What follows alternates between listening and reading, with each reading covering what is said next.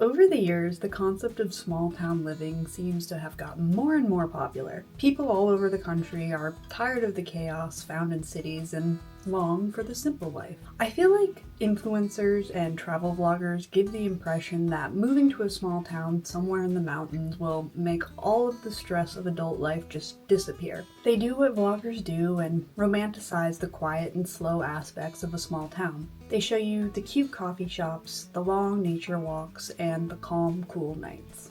And many of those things do exist in a small town and are enjoyable for a while. But after a week, a month, maybe even a year, those soft small town things that you may have enjoyed at first begin to fade away into something else. Hi, I'm Sienna and welcome to my channel. Today I want to talk about small town living. Not the cutesy cottagecore fantasy, but what it's really like. And in case you have any questions about my qualifications, I've been living in Kalispell, Montana for almost my entire life. A town with a population of just over 30,000 people. And technically, I don't even live in Kalispell. I live about 30 minutes away in a little community with about 2,000 people. So yeah, I know a thing or two about small town living. And in case you haven't already seen it, I did make another video about my hometown, which I will link here. Although this video is completely different, it's entirely made with bullshit facts. None of it is factual in the slightest, except for the fact that I live in Montana. It was a really fun and weird video to make, so if that sounds like something you're interested in, please check it out after this video. Of course, don't go anywhere. And if you haven't already, please be sure to like, share, subscribe, all that good stuff. I really appreciate you being here. With all of that out of the way, let's get into why small town living might not be as soft and wholesome as we're often led to believe. One of the number one things I saw over and over again while researching this topic is that living in a small town or community is slow and peaceful, which to some extent is absolutely true. I've been to lots of big cities like Dallas, Denver, Seattle, Los Angeles, Paris, and yes, they are definitely more fast-paced and hectic feeling. Big cities are crowded with people and you have to move more aggressively to get where you want to go. The traffic can be horrible, especially if you're unfamiliar with the area. I was in Dallas, Texas last year for a wedding and maneuvering through traffic was an absolute nightmare for me. I'm a great driver and honestly a pretty aggressive one, but the people in Dallas are on a whole other level. Cities are also known for being more dirty. Many seem to have extreme homeless problems. If you've ever been to Portland, Oregon, you know that the city is absolutely trashed half the time. So yeah, in comparison, a small town like mine may feel really calm and relaxing. We don't have as big of a population as those other cities. In fact, the entire state of Montana only has a population of 1 million people, and that's including people who don't live here full time. To put that into perspective, Dallas, Texas has a population of about 1.3 million. But something that often gets overlooked by people who romanticize small towns is how empty and isolating it can feel. In my town, you can often walk down Main Street and not run into a single other person. My sister and I go on walks almost every single day, and often we're the only people out and about, which might make you think, hey, that actually sounds really cool. I hate people, I hate crowds, and normally I'd be right there with you. But in our town, resources are very limited, so if people are out, they're usually all at the same place. We only have a couple of grocery stores to choose from, so they're usually packed with people and low on supplies. Bro. We have one Costco, one Target, and one Walmart, and they're all on the same street. So you know it's always going to be crazy busy. And in the city, not only do you have the advantage of having multiple options to choose from, but the stores are also open later. In our town, most big chain stores close by 8 p.m. if not earlier. Some places are starting to open 24 hours on weekends, places like IHOP and maybe Walmart. And for some reason our Burger King is open 24 hours on Thursdays. Don't ask me why. But if you ever have an emergency at 9 p.m., good luck, because more than likely nothing is open. And don't even get me started on amenities. I can name all of the stores in our mall without even looking. And I swear I didn't even write them down here. Let's go. Zumiez, JCPenney, Claire's, Anime Store, Game Store, Maurice's, Hallmark. I think there's a glasses store. Bath and Body. I'm pretty sure that's it. I can't even name places that you could go for fun that aren't bars or the movie theater. Our movie theater doesn't even get half the movies. And if they do, they're usually gone in less than a week. Earlier, I mentioned one of the disadvantages of living in the city being the traffic. Unfortunately for us here in Kalispell, traffic is still a major issue, especially during the summers. Summer is peak tourist season for us, so people filter in from all over the world to visit. The reason is Glacier National Park, one of the most beautiful places on Earth and well worth the visit. However, for some stupid reason, there's only one way to get there, through Kalispell. Yeah, all of Montana is basically built around one highway. You want to go to Glacier? Go north on 93. You want to go to Missoula? South on 93. Bozeman? East on 93. Canada? North on 93. North Dakota? I think you get my point. So with only one road and over 3 million people visiting Glacier National Park each year, let's say that life doesn't feel all that slow and peaceful in the summer.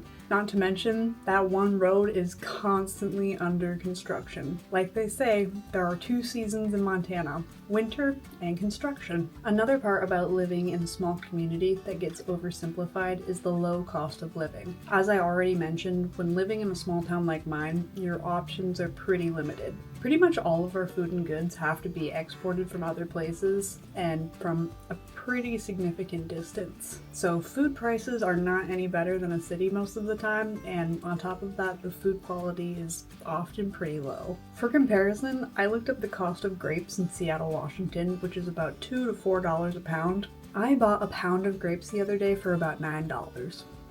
Not only are food prices about the same, but housing costs have become outrageous in the last few years. I feel like if you were to approach a random person on the street in a city somewhere and ask them, hey, what do you think the average cost of rent is in Montana? They'd probably picture some cabin somewhere out in the middle of the woods, and they'd think, well, I don't know, maybe $400 to $600 a month. What an absolute fairy tale of a guess. A girl told me the other day that she's splitting a 4-bedroom house with 9 girls and paying $400 a month. You would be lucky to find anything in the area for under $1,400. And we're talking like a single bedroom, no utilities, no yard, plus pet rent. People are renting out their sheds with no bathrooms and calling them an apartment. It's completely insane, and I'm not even kidding. And why is this happening? Because of all the bullshit TV shows like Yellowstone and travel vloggers who show off their cottagecore weekends. Meanwhile, half of the people who grew up here are desperately trying to claw their way out, and the other half have decided to settle with the fact that they'll never escape. Which, I know, that sounds really brutal, especially for a place as gorgeous as Montana. But it's true. Really, unless you're a retired millionaire with nothing better to do than sit on your porch and watch grass grow, it's a pretty harsh place to live. Which brings me to the last point I wanted to discuss today, and that is the appeal of a small community. And before I get too far in, I need to say I 100% understand the appeal. Recently, I rewatched the show Letterkenny, which is about a small group of rednecks in a tiny town in Canada. While we were watching, I often found myself wishing that I lived in a small town like that. And then I had to remind myself I do live in a small town like that. In fact, the show claims that the town has a population of 5,000 people, and that is twice the size of where I live. But the thing that I really love about the show is how the characters always support each other and always attend events together. Everyone knows everyone, and for the most part, they all get along and help each other out. I really wish that my small town was like that. I really, really do. But the truth is, I've been going to school with the same group of people since I was 7. Elementary, middle, and high school, all together. I even went to college with some of them. I moved to Bozeman for my last 2 years of school, and I was still running into people I went to elementary school with. Bozeman is a 5-hour drive away, by the way. And honestly, after all these years, we're kind of sick of one another.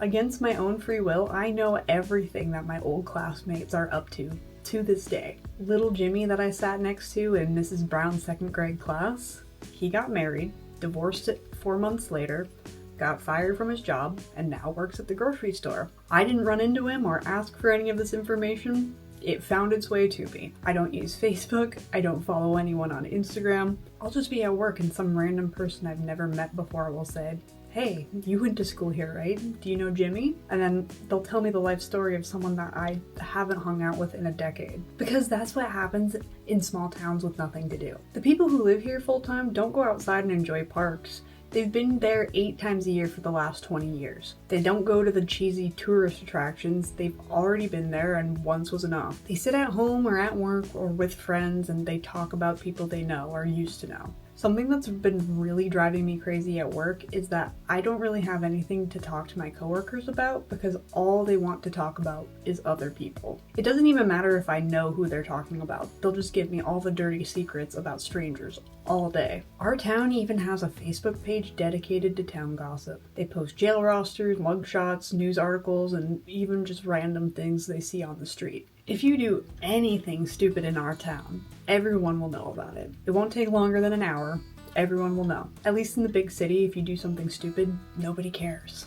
But here, there's nothing else to talk about, so why not talk about you? I could honestly keep going on about this, but this video feels long enough already. I know I went in pretty hard on my hometown, but I think it's only fair that outsiders know the truth. Yeah, the area we live in is beautiful. There are lots of great outdoor activities to engage in. And it's really fun for a vacation, but living here full time for years, it's draining. Which is why I plan on moving. And I don't think that moving is going to magically solve all of my problems. After all, you can't run away from yourself. But after nearly 20 years of my life, I really need a change of scenery. I'm tired of the same walks, the same stores, the same people. And honestly, living in a small town for so long has made me weirdly sheltered.